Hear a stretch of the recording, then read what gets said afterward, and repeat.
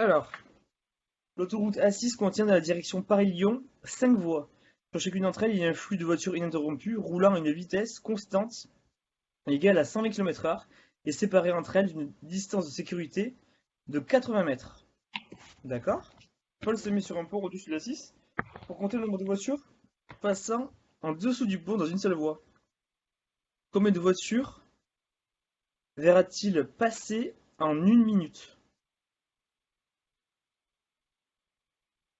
D'accord? Alors, première chose, je calcule la distance que parcourt une voiture en une minute. D'accord? Donc, on a la vitesse qui est égale à 120 km par heure. Donc, autrement dit, on a 120 pour 60 minutes. Et moi, je le veux pour une. Oula. Et moi, je le veux pour une minute. Ici, x.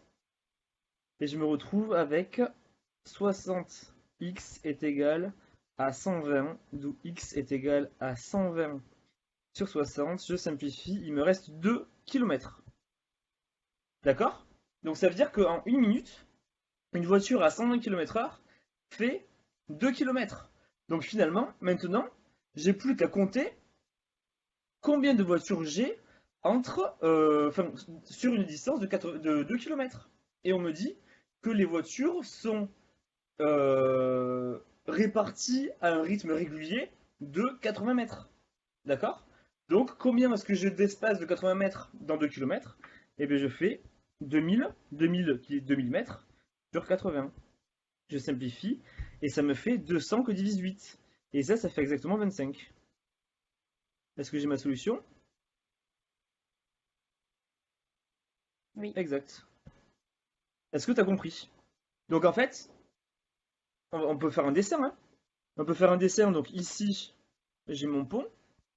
Et là, j'ai des voitures en fait qui passent à un rythme régulier.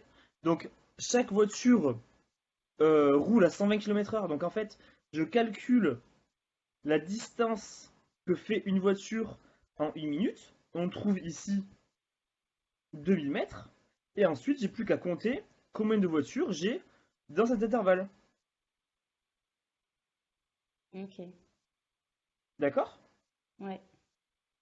Donc, en fait, la distance que parcourt une voiture va me donner la distance totale, si tu veux. Et une fois que j'ai la distance totale, mais je sais que dans toute cette distance, ben, j'ai une voiture tous les 80 mètres. Ouais, d'accord. D'accord? Ok, ouais. Ça te va, Jenny? Moi, j'avais trouvé la réponse, donc c'est bon. D'accord, ok, très bien.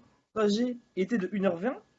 Donc, grosso modo, on vous dit que le temps total, c'est égal à T1 plus T2. D'accord? Donc, moi, rien qu'à Mm. partir de là, j'essaie d'exprimer T1 et T2. Donc, qu'est-ce qu'on me dit en fait? Donc, le père se trouve à côté d'une rivière en bas d'une colline, il décide de grimper jusqu'au sommet de la colline, puis de descendre vers la rivière à pied. Donc finalement, en fait, grosso modo, on a la montagne comme ça, il fait l'aller, puis il fait le retour. Donc en fait, on a D qui est la même à l'aller et au retour, d'accord? Mhm. Donc, et je connais la vitesse. Donc j'ai V égale à D sur T, moi je veux calculer T1 et T2. Donc j'ai T1 est égal à D sur la vitesse à l'aller, et T2 qui est égal à D sur la vitesse au retour. Et là, j'exprime, donc j'ai toujours D sur la vitesse à aller qui est 6. Et là, j'ai toujours D sur la vitesse au retour qui est 10. Et voilà, c'est terminé. Donc le temps total, c'est 1h20. Attention que je n'écris pas 1,2, mais 1h20, c'est 1,33 si on veut. On va pas l'écrire Mhm. 1,33 parce que ça arrondit. On va l'écrire 1h20, c'est 4 tiers. Donc j'ai 4 tiers, entre parenthèses, enfin qui est 1h20, hein. Attention, donc entre parenthèses 1h20. Et ça, c'est égal à T1 plus T2, donc D sur 6, plus D sur 10. Et voilà, et moi je veux D. Terminé. Donc, je veux D, donc là je suis obligé de mettre au même dénominateur. Je m'embête pas, je mets sur 60, parce que ici on doit quand même aller vite. Sur 60, donc ça me fait 10D plus 6D sur 60. Je fais mon produit en croix, mais je le multiplie pas parce que je suis sûr que ça va se simplifier. 4 fois 60, est égal à 3 facteurs des 10D plus 6D, ça fait directement 16D. Donc j'ai 3 fois 16 en fait, 3 fois 16 qui descendent. Donc ça me fait 4 fois 60 sur 3 fois 16 égale à D. C'est mon résultat, donc là maintenant je cherche à simplifier.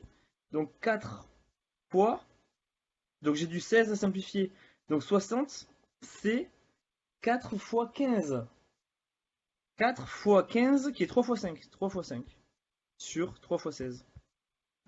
Je simplifie. Tac, tac, tac. Il me reste 5. C'est ma solution. Elle fait partie ou pas? Yes. Ouais.